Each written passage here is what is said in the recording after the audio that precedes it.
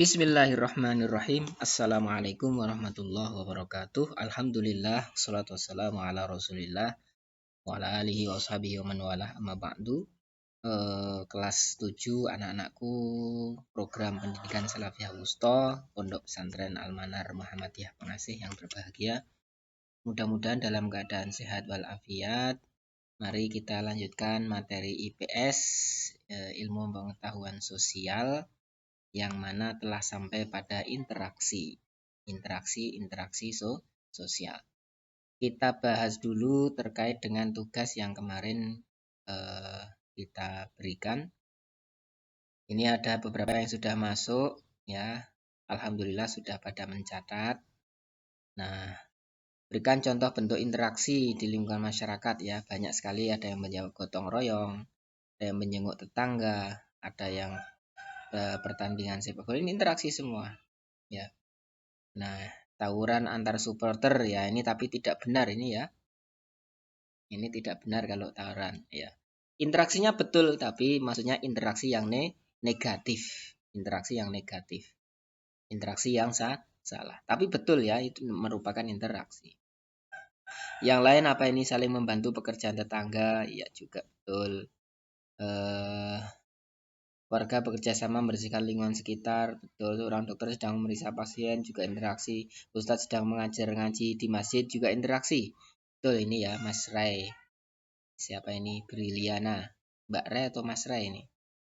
Ya, ini juga betul. Baik, sudah paham semuanya. Baik, kita lanjutkan ke bentuk-bentuk interaksi sosial. Proses-proses yang asosiatif ya.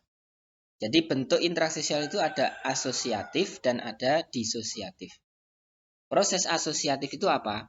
Proses yang terjadi apabila seseorang atau sekelompok orang melakukan interaksi sosial yang mengarah pada kesatuan pandangan, ya, kesatuan pandangan, ya, dan pandangannya sama-sama, ya, tidak ada perbedaan, ya, jadi kesatuan pandangan, tidak ada perbedaan. Apa contoh bentuknya? Di antaranya adalah kerjasama, ya, karena satu pandangan, ya, namanya kerjasama adalah usaha bersama antar perorangan atau kelompok ya untuk mencapai satu atau tujuan bersama, namanya kerjasama. Contohnya apa tadi? Ada kerjasama membangun masjid, kerjasama dalam usaha dan seterusnya. Kemudian yang kedua adalah akomodasi. Akomodasi itu apa?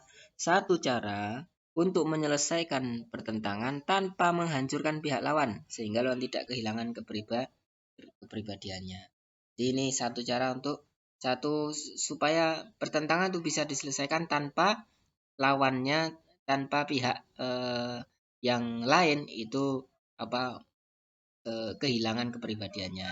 Ini salah satu akomodasi. Asimilasi, bentuk yang ketiga, yaitu cara-cara bersikap dan bertingkah laku dalam menghadapi perbedaan untuk mencapai kesatuan dalam pikiran dan tindakan.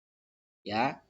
Jadi proses asimilasi ini contohnya adalah toleransi, ya, menghargai orang lain, menghargai persamaan dalam unsur kebudayaan dan misalkan serta perkawinan, campuran dan seterusnya. Ini contoh asimilasi. Ya, jadi ini adalah proses-proses yang asosiatif. Dan kelanjutan yang proses-proses disosiatif. Kalau tadi asosiatif, ya, satu kesatuan pandangan, kalau sekarang disosiatif. Apa itu disosiatif?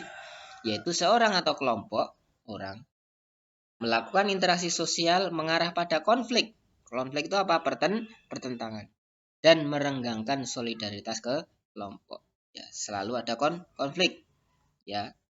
Proses tersebut adalah kompetisi, kontravensi, dan pertentangan. Ya, jadi selalu ada perbedaan antar individu. Kalau tadi satu kesatuan, satu sama pandangan, tapi sekarang berbeda. Nah, contohnya apa? Bentuknya ada kompetisi, yaitu persaingan. Persaingan itu apa? Proses individu kelompok yang bersaing untuk mencari keuntungan. Baik di bidang A, bidang B, bidang C, dan lain sebagainya. Contohnya apa? Kejuaraan, kesuksesan, lomba. Ya. Maka untuk mendapatkannya, satu sama lain harus bersaing. Ya, Meskipun nanti ada kompetisi positif, ada kompetisi negatif. Kompetisi positif berarti ya selalu mengarah pada kebaikan, ya. Dengan lawannya selalu bersaing, tapi yang negatif nanti selalu menghancurkan lawan, ya. Kemudian yang selanjutnya adalah kontravensi. Kontravensi itu apa? Sikap mental yang tersembunyi terhadap kelompok lain, ya.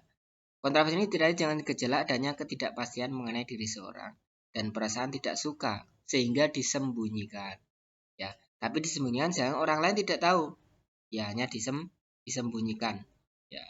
Contohnya misalkan ketidaksukaan dengan kelompok lain, orang lain, tetapi tidak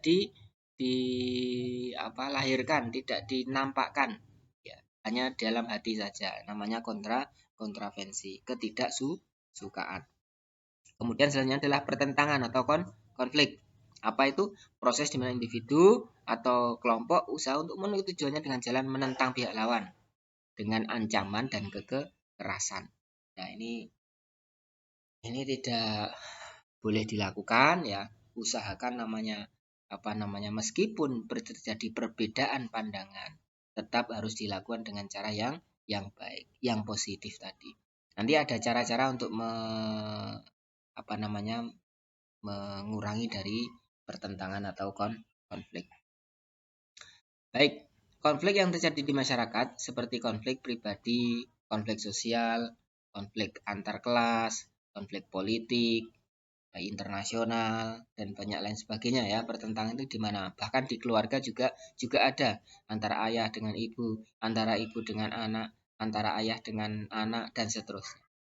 Tapi ingat bahwa konflik yang terjadi, ya, mohon untuk tidak diteruskan dengan cara yang tidak bijak, ya.